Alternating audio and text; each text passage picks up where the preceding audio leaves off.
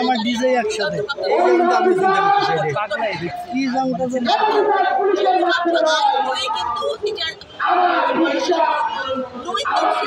আমি তো সামনে এনে পাইতেছি সিঙ্গেলি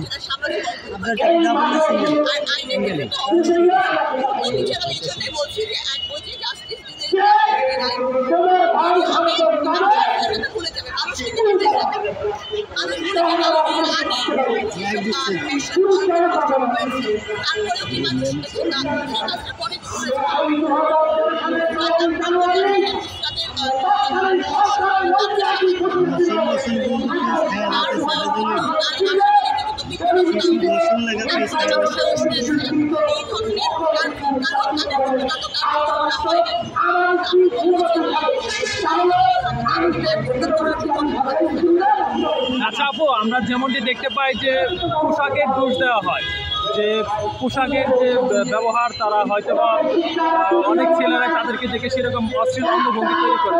আসলে যে মেয়েটি ধর্ষণের শিকার হয়েছে এবং প্রতিনিয়ত যারা হচ্ছে তারা কি আসলে পোশাকের উপযোগী হয়েছে কিনা, তারা কেন হচ্ছে?